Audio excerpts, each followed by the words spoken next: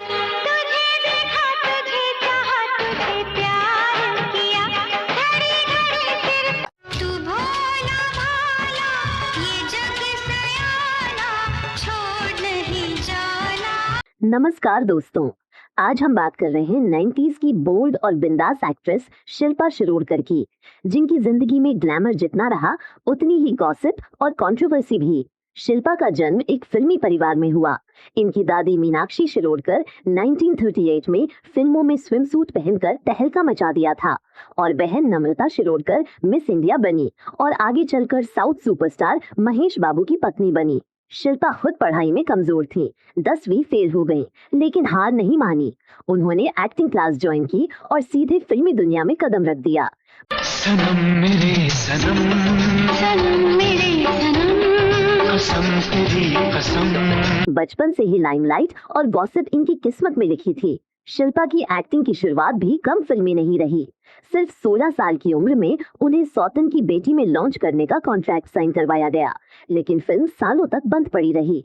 इस कॉन्ट्रैक्ट के चलते वो किसी और फिल्म में काम नहीं कर सकती थी। मेरी चूड़ियां बजे मेरे हाथों में, मेरे हाथों। जब शिल्पा ने कॉन्ट्रैक्ट तोड़ा तो डायरेक्टर सावन कुमार ने उन्हें और उनकी मां को मीडिया में बदनाम करने और कोर्ट ले जाने की धमकी दी। यहां तक कि उन्होंने शिल्पा और मैनेजर रिक्कू राकेश के रिलेशन के सबूत लीक करने की बात भी कही।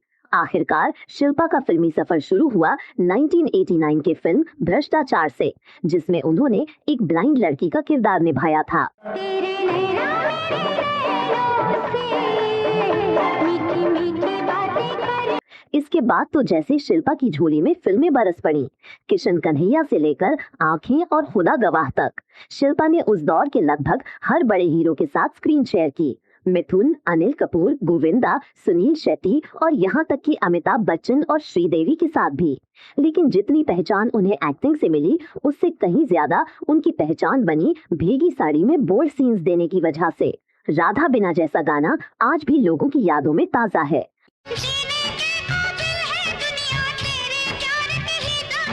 आखिरी फिल्म रही 2000 की गजगामिनी, जिसमें इनका रोल छोटा लेकिन चर्चित रहा। शिल्पा को छैया छैया गाने में लीड डांसर बनने का मौका मिला था, लेकिन वजन ज्यादा होने की वजह से उन्हें रिप्लेस कर दिया गया। ये बात खुद शिल्पा ने कबूल की। राधा बिना है किशन अकेला। अब बात करते हैं उन किस्सों की जिनसे शिल्पा की लाइफ बन भी गई और बिगड़ भी गई। जब शिल्पा का करियर शुरुआती मुश्किलों से जूझ रहा था, तो रिक्कू राकेश ने शिल्पा के लिए फिल्में दिलवाईं, जैसे भ्रष्टाचार, और धीरे धीरे उनकी प्रोफेशनल बॉन्डिंग पर्सनल क्लोजनेस में बदल गई। कहा गया कि दोनों के बीच अफेयर था।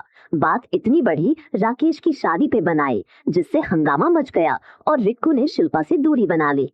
देखो तो जरा ऐसा लगता है मेरे माथे से। इसके बाद शिल्पा ने एक और मैनेजर रखा, मुकुल अग्रवाल।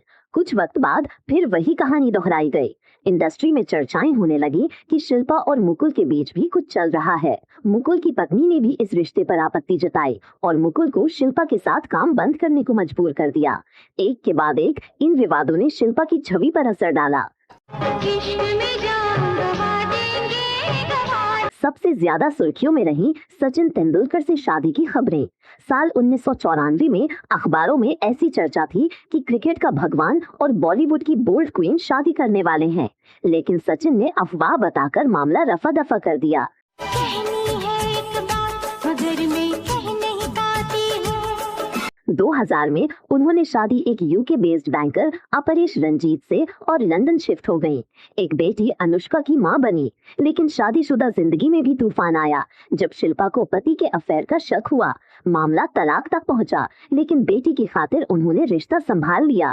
कागज कलम दवाना लिख दूं दिल तेरे नाम। 13 साल विदेश में बिताने के बाद 2013 में भारत लौटी और टीवी सीरियल्स में हाथ आजमाया। मुट्ठी भर आसमान से वापसी की, फिर सावित्री देवी कॉलेज जैसे शोज में नजर आईं। हाल ही में बिग बॉस 18 में शिल्पा ने अपनी बहन नम्रता शिरोडकर से झगड़े का खुलासा किया, जिससे दोनों बहनें 2 हफ्ते तक बात नहीं कर पाईं। शो में शिल्पा का इमोशनल ब्रेकडाउन और बहन को मिस करने की बातें भी खूब वायरल हुई। आज बोलती हूँ बिग बॉस के घर में भी कंट्रोवर्सी कम नहीं रही। कभी रजत दलाल ने उन्हें नीच कहा तो कभी शहजादा धामी ने टॉक्सिक बुलाया। शिल्पा ने इन सब पर संयम से जवाब दिया और कहा कि अब वो ऐसे शब्दों से प्रभावित नहीं होती। 5 रुपया दोगे तो पास आने दूंगी। अब खबर है कि शिल्पा दुबई में रहती है, सोशल मीडिया पर कभी कभार एक्टिव होती है और अच्छे प्रोजेक्ट की तलाश में है। तो दोस्तों, शिल्पा शिरोडकर की कहानी हमें ये सिखाती है कि सिर्फ हॉटनेस और हेडलाइन से स्टारडम नहीं दिखता।